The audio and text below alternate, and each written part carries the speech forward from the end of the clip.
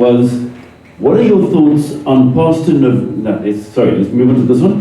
How then can we differentiate between Christianity and the kingdom of God as we understand that media is viewed and perceived as a stronger voice, i.e. remaining biblical in our content, and how crucial is that? So coming back to your speech, Bafana, if you don't mind, that balance between the Bible says this, but churches have different views and opinions on it, etc., etc. Yeah, this is quite nice. Hello, hi again. I think what we ought to do as a media, we need to, okay. So we need to find we know that within biblical scriptures, this story of David, this is the context of it. In churches, they will find creative ways to preach about it.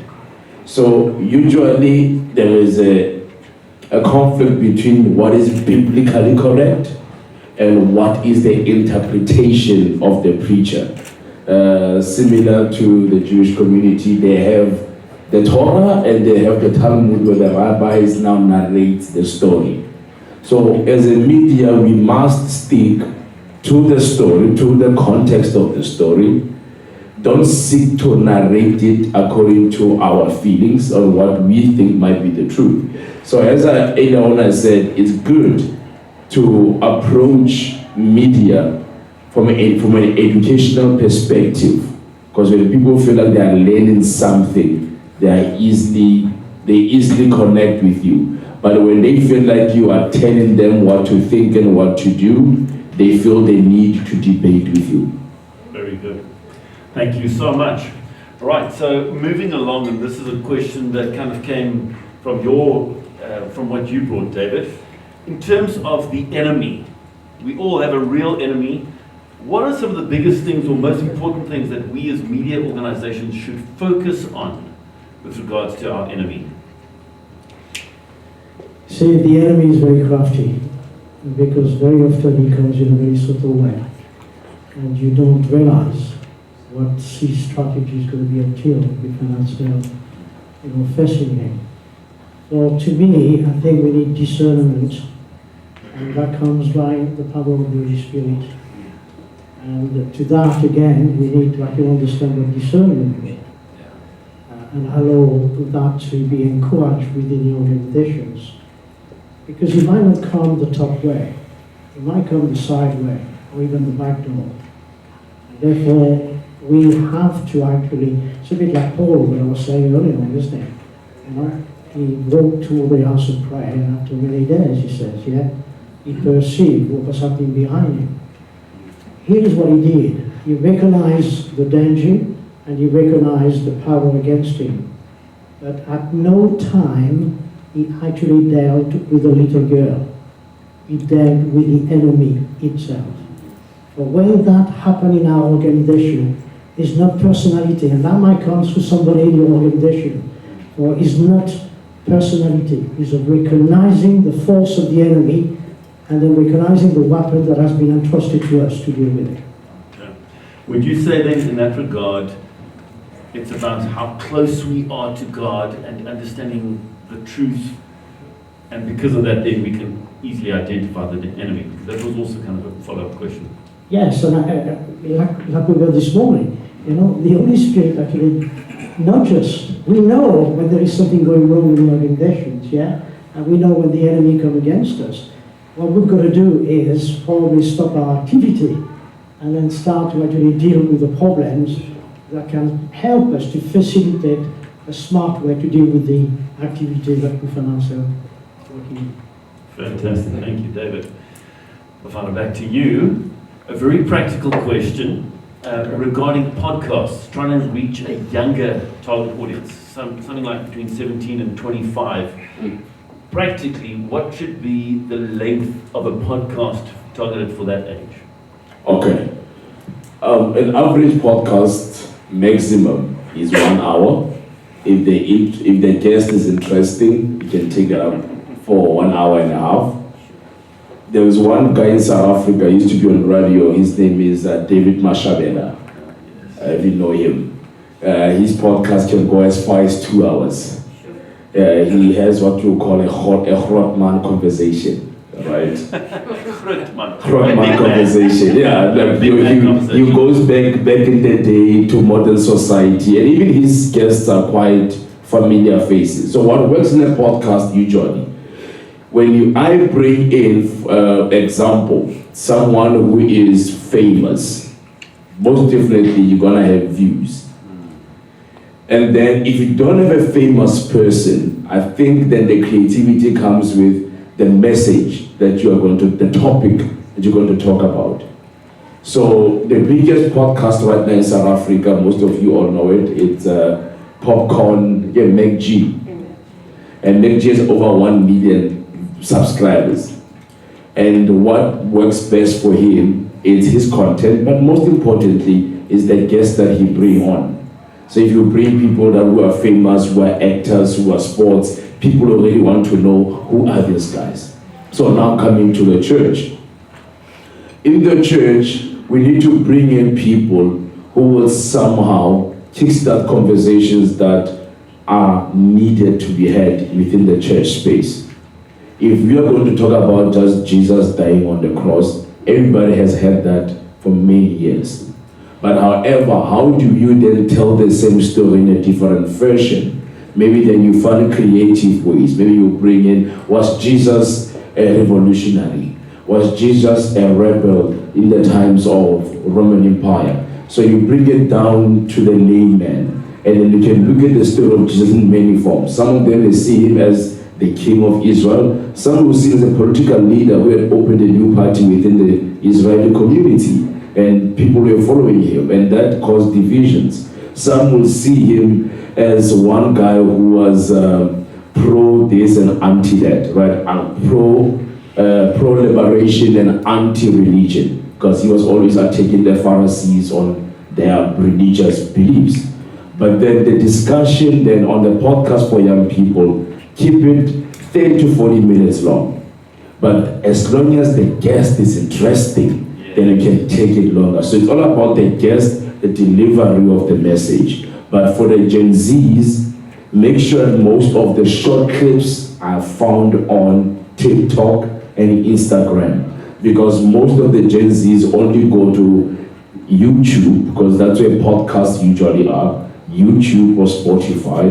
But they go there because they've seen it somewhere, not because they went in searching for it directly. So I'd rather say open the discussion, use the TikTok platform to advertise or promote that podcast, and then hopefully your views on the TikTok will translate to views on YouTube. But it's all about content, guests, and your style of delivery or topic in the discussion.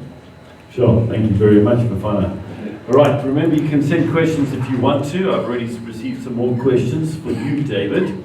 A question coming through: as Christian leaders, how do we influence or get more involved in government spheres, like in Daniel's time and in Joseph in Egypt? How do we bring the creativity of God to political governance? I think first of all we should never shy to rub shoulders with the people in government. In fact, we should invite them in surrounding what we do to help them to understand that we are normal people and have a job to do. And if I would encourage you, invite political figure to actually be acquainted to what you do. Yeah, and it is in that it's all with relationship. So relationship is the key, I would say, of the open door to actually influence those people. If you go there as a crusader, and thumping and hitting the table and all that, they'll still close the door on you. But I tend to find as you rub shoulder with them and you share your heart, they get moved, and they may stand where they need to stand to keep, their badge, as you were. But I tend to find that they could become, and they do become, people of favor to actually help us to make sure that we can put our guests the right way. And that's something we're experiencing in our recommendations. Yeah. I love what you said about relationship and just dig into that a little bit, because you also touched on it earlier, Bafana, saying that many Christians think, well, politics is a dirty world, so I better not get involved there. But just like Jesus, the Son of God, came to this earth, got dirty, was born into a stable, and those things. Relationship is so important, be it internally within a Christian media organization, be it between a Christian media organization and others, and then even in the political realm.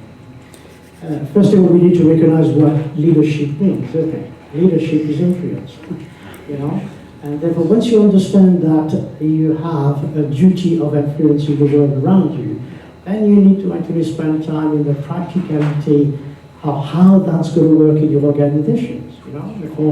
For instance, over the years we had open door to our MP, to visit what we do, or the mayor, or various aspects of it, and in one occasion I had a problem internally, and I was able, through relationship, to go back to that person and say, here is the issue, and he gave me the solution.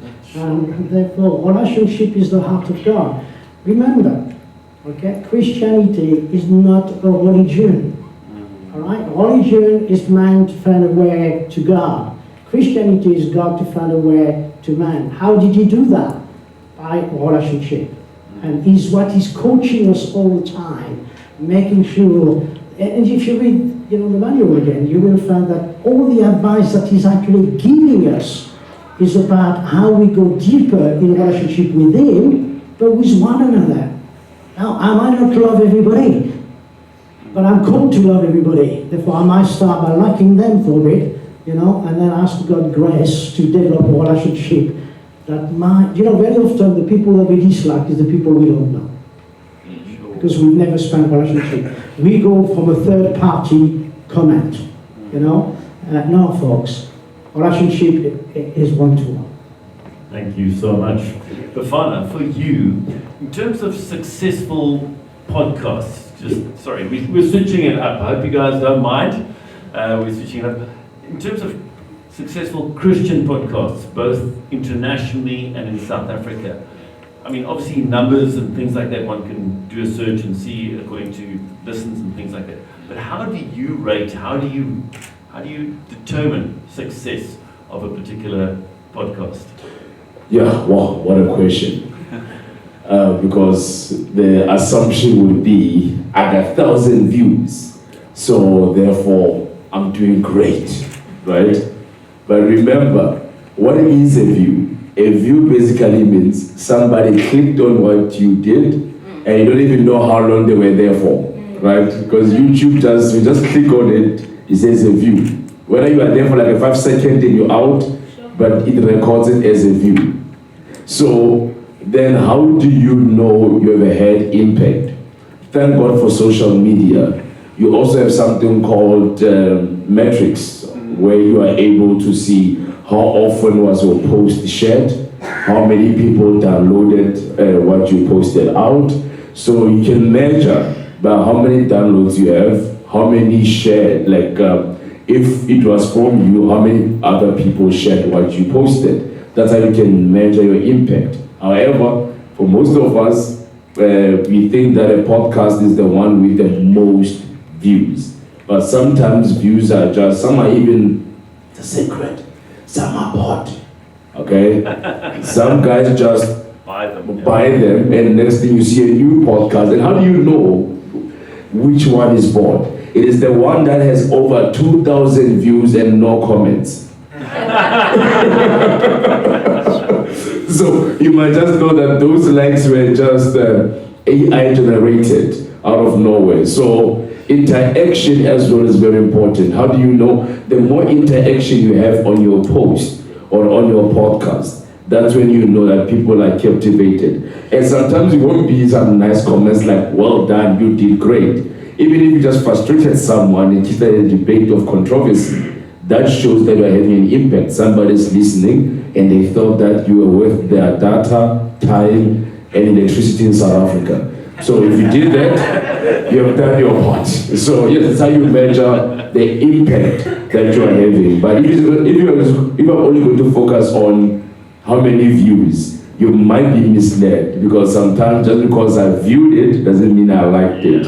Or just because I viewed it doesn't mean that was the intention. Sometimes after you view something, a video pops up automatically. Also, what's important is there's something called boosting posts on social media, where you can boost something and it goes to millions of other people. So social media has given the church an opportunity to literally get the message out there on full force. We don't see a lot of people watching TV that much anymore, unless you are watching the news or doing something else, or even radio. Not many people are on radio unless they are driving, as I said earlier on, or it's either you're at home in the morning. However, with social media, as I'm speaking, she's right there on her phone. So that shows that every 10 minutes or to 20 minutes, you look in your phone.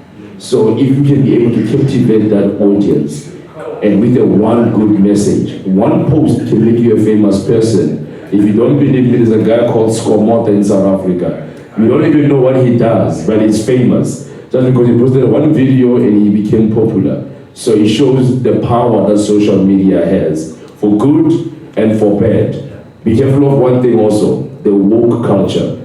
The woke culture is against everything godly. It's against marriage. They see marriage as women giving themselves up to be controlled by men. They see the abortion thing as a freedom to choose what goes into your body, blah, blah, blah, blah. They confuse the issue of gender to say you can be anything you like, and whoever disagrees with you is a bigot and he belongs in the dustbin of history. So as you post your comment as a Christian, be prepared that you are going to be attacked by the woke culture.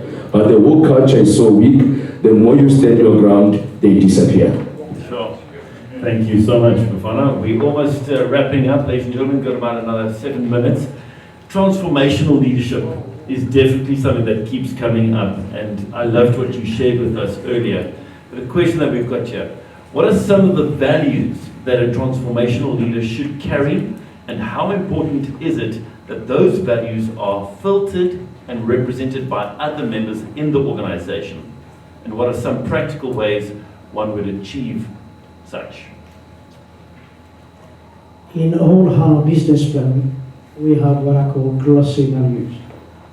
The danger is we can actually put them in a glossy booklet, and we can actually put them on the wall of our organizations, but not actually embed them into the organization. Therefore, let's take one, humility in the media world. Many people want to come in the media world because their ambition is to become a star. And they will try to weave their way to make sure we've decided and make sure practically that there is only one personality that counts in our organization, and that's Jesus Christ. And we want to make sure that they all understand that from the beginning. Therefore, you have to actually embed the value of your organizations until you can actually see them. And they play a great way of making sure you keep the right discipline into your organization. If somebody, for example, one of ours is integrity, okay, and there is an issue against integrity, I don't need to have a go at that person. I can just sit with them and say, does that fit our value? And the first thing they said, no, you're right. Well, remind me what the value is. Or it helps you to actually, engage in great conversations and also discipline your people in a very loving and caring way. Therefore, you need to work hard. You can't just do it at the beginning of the year, and you've got to do it ongoingly to make sure it's embedded and it is actually seen. Now, what's the measurement of that? My measurement is not internal. My measurement is external.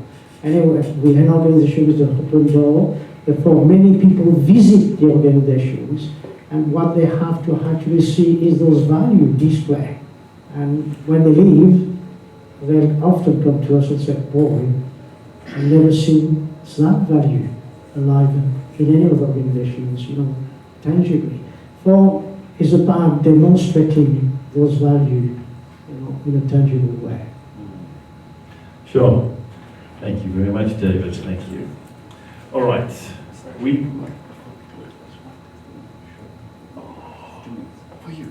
Okay. All right. I'm glad you're here, Africa. Okay. Please grab a seat, sir. No, you are going to grab a seat. Sorry, I'm the MC. You got to do what I say. So you get a short test. Oh, fantastic. Right, ladies and gentlemen, Africa. I just wanted to add something on the idea of the impact of media, and most importantly around partnership. So some of you know Peter Paul of Headlight Media, who's part of ACL. So he was in PE, and with all his equipment, we were recording some programming for Faith broadcasting on that television program. So we finished a day earlier. So, and I said to him, come to my home, I want to respond to this thing of the use of sangomas and traditional thing in the political space. Some of you might have seen a clip that goes around. So he comes to my home because we got a day, he finished a day earlier for our recording. So we did that thing in our home, unplanned, but because of the commitment of both of us, that's media now, on collaborating on content, that video, it went viral, as we picked up. Before then, the highest views I had was 12,000 views in 5 years for the video I'd done previously, Black Plain White Girl. That one had 12,000 views in 5 days. So it went up ultimately 57,000 views in the month before the elections. I'm sure that a lot of people's voting pattern was changed. I had it at 400 comments, so mine was not bought.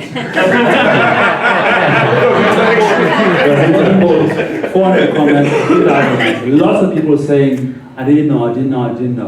I'm going to change the way I vote. That was my intention, was to educate.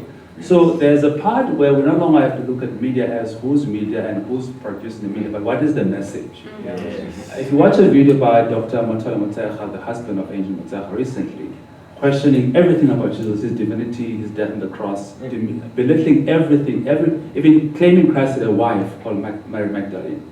And he didn't die on the cross. Simon Serena died in his place, and Christ ran to Tunisia with his wife. I mean, such blasphemy. But no one is challenging him. That's the problem. No one is challenging Maponga. No one challenges people. They're on their own, on this periphery with young people. And the only way we can do it is collaboration. Yes. Because some people like Peter had production skills. I don't have production skills. I may have content. So we can't do everything as one person. It's impossible. So I want to challenge that person, but I don't have the equipment, the production equipment to deal with it. But I can see all his ideas are foolish. I did with Bafana Motsecha, I tease everything. But it's when Peter was in my house with this equipment, I was able to sit and actually address an issue. So for messaging, we really, for the South African space where we are, because of the gospel in which we carry as our common focus, we can't operate as silos. Yeah. So that video for me is an example of what happens when partnerships come together. And there are many other voices in South Africa. I mean, somebody's asked me a question about gender. I have a specialist on gender issues. He's here in KZN, Dr. Professor Rodseth, who's an anesthesiologist, who specializes in this, but they don't have much big platforms. He's a scientist. He's not going to be talking about gender from a theological position. He's going to bring you to the science. When they say we're unscientific, Professor Rodseth will bring you the science from a Christian position. But he doesn't have a platform. Yeah. And we don't want to speak it because we don't want to be controversial. We want to live it. But there are people whose voice can be heard because they are scientists. Yeah. So your hands off for yourself, you just interview him and let him speak. And so I'm just saying there's a lot of stuff we can do at the level of collaboration to reach more people. Just wanted to add that part. Thank you. Thank you so much, Africa. Thank you, sir. Wow, that is so good. Well, ladies and gents, that's where we're going to park it because that is just... I had a sense, it was so funny, before Africa came, I had a sense like I'm going to start wrapping up, and now I know why. So thank you, Holy Spirit, for that moment. I know there were a few more questions, but I figured these gents are here, it's lunchtime. If you've got a specific question that I didn't have the opportunity to ask them, please make a time just to chat to them. But thank you so much, you guys. This has been amazing. Let's give the two gents another round of applause.